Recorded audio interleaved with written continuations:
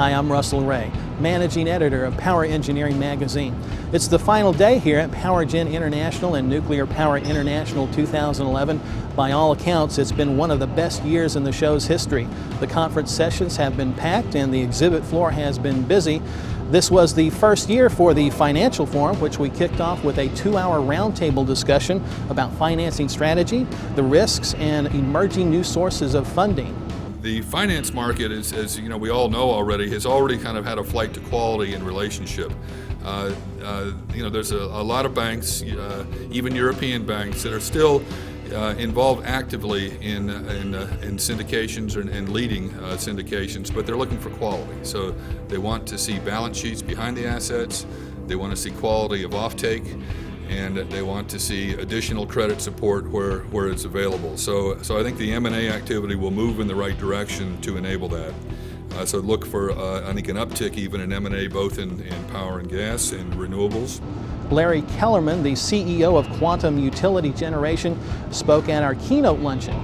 Mr. Kellerman gave the attendees some practical advice on how to secure financing for your energy project in this tight financial market. If I really look at this, there may be some bad years and events. I may really want to put in $75 million and have a little bit more of a debt service cushion for the bad years. What happens is once you take the debt, you've entered into a deal. I mean, you could call it a deal with the devil. It's an angel. It looks like an angel on day one, but when you hit a default, that angel becomes a devil.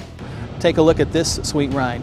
Later on today, we're going to give away this brand new Chevy Corvette to one lucky attendee here at PowerGen International. You still have time to enter. All you have to do is take your card around to the participating exhibitors taking part in the giveaway. Earlier, we talked to Kara Sweeney. She's an international trade specialist with the Department of Commerce. She talked to us about all of the international trade opportunities DOC is offering to exhibiting companies here at PowerGen. Kara, I was wondering if you could tell us a little bit about the Showtime program. Sure, we're very excited. It's a collaboration with the International Trade Administration and the U.S. Commercial Service Energy Team. And we have 25 of our colleagues from U.S. embassies who are energy specialists, and they're here with a delegation of foreign buyers that they brought, and also they're available for one-on-one appointments with U.S. exhibitors. So the U.S. exhibitor can come in and sit down and learn about the market and what opportunities are there, and then there'll be some matchmaking with the delegation. Speaking of appointments, how many appointments do you have scheduled set up? I'm very excited to say that we have 400. So through the course of the show, we'll have 400 meetings with our specialists. Fantastic. Kara, thank you so much for your time. Thank you. Some of the world's leading energy experts spoke at this week's conference sessions. We ran into one person from Nigeria who got a lot out of this week's conference sessions. Here's what he had to say. I'm from Nigeria. I work in the power sector back in Nigeria. I'm on the Presidential Task Force on Power. There is a lot of content that is relevant to the industry, to advancement, to cutting edge, to best practice. So the content of the conference really reflects what is happening in the world today in power, and that's important. Brian Wheeler has been covering the sessions over at Nuclear Power International. Brian joins us now with a recap of today's events. Thanks, Russell. Wednesday morning, a session examined plant lifetime extension and the challenges facing owners and operators to extend plant operating performance while reducing costs. Rob Bouchard with Babcock & Wilcox Canada spoke about the issues surrounding updating nuclear power plants. Canadian people are starting to get tired of the overspends and the overruns and are starting to look for alternatives. So we have to really change the way we execute these projects so that we can demonstrate that we can do it well, we can do it within budget, and we can keep the costs down.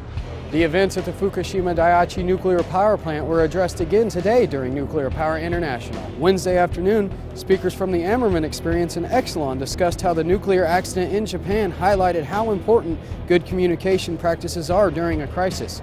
The panel presented techniques for effective communication during unplanned events.